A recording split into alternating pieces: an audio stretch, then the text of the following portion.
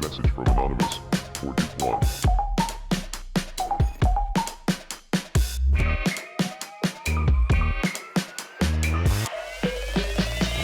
Hola a totes i tots. Us presentem la segona temporada de la sèrie Educació mediàtica per a una ciutadania crítica. En aquesta ocasió, us oferirem 7 videocàpsules dedicades a reflexionar sobre la naturalesa de les imatges i com construeixen el seu significat.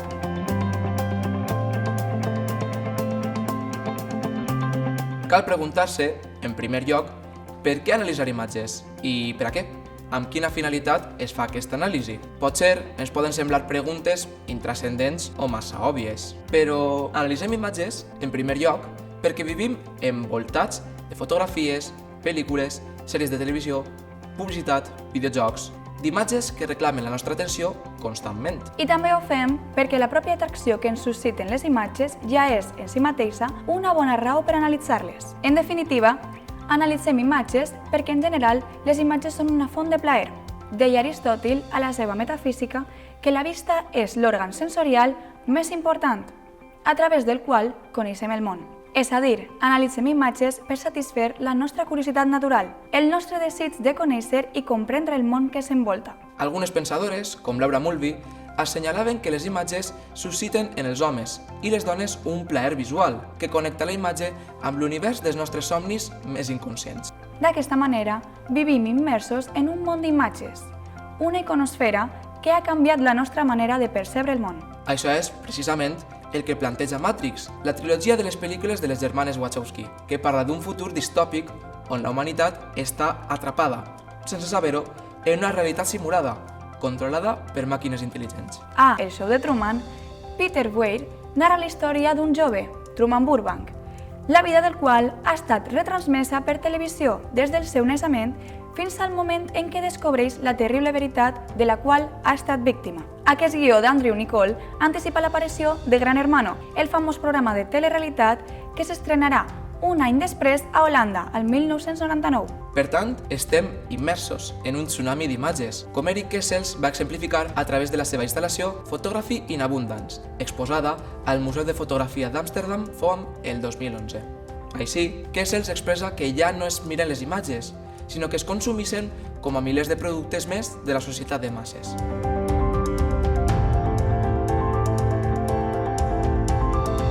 Així doncs, coneixem el món a través de les imatges. Martin Parr, amb les fotografies dels visitants del Louvre, ens mostra descarnadament que la nostra comprensió del món es construeix a través de les imatges. És evident que en els darrers anys hem assistit a importants canvis en la cultura visual contemporània. Ja no som testimonis dels esdeveniments, sinó que som registradors d'imatges. S'ha produït una erosió important del caràcter testimonial de la fotografia, així com una substitució de la idea de document per la de marca biogràfica. El que es busca dir és «jo hi estava» i inscriure's a l'esdeveniment. Per tot això, podem entendre que, actualment, interessa més la imatge que el fet. El fet no existís sense imatge.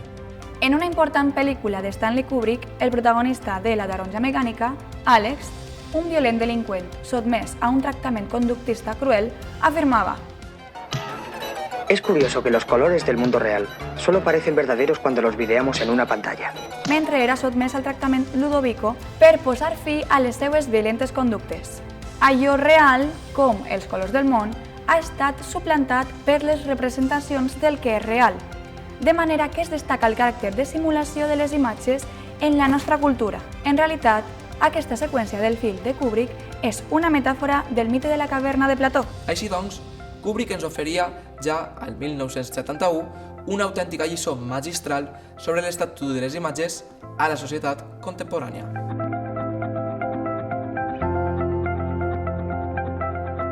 Però, amb quina finalitat analitzem imatges, siguin pintures, fotografies, pel·lícules, programes informatius o sèries de televisió?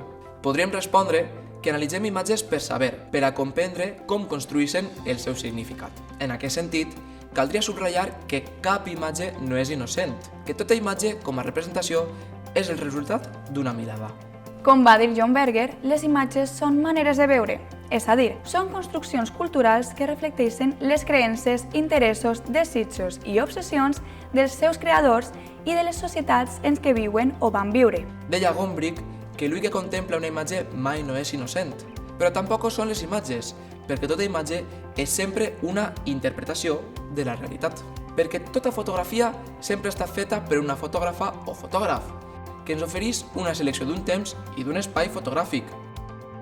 En definitiva, tota imatge ens presenta un punt de vista determinat. En aquest sentit, les imatges no ens diuen res. Es mentixen o són fosques com a jeroglífics mentre un no es prenga la molèstia de llegir-les, és a dir, d'analitzar-les, descompondre-les, remuntar-les i interpretar-les.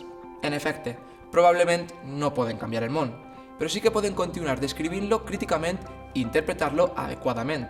A l'era de la desinformació, aquest pot ser l'equivalent moral de la intervenció. En definitiva, analitzar una imatge, com assenyala Santos Zunzunegui, és una operació que ens ajuda a comprendre com comprenem. És un exercici d'introspecció que ens ajuda a preguntar-nos com ens sentim davant les imatges i com ens ajuden a veure el món d'altres maneres. I així finalitzem aquest vídeo. Recordeu que cadascun dels vídeos de la sèrie Educació mediàtica per a una ciutadania crítica ve acompanyat d'una unitat temàtica amb orientacions i activitats que es poden consultar a internet. Fins aviat!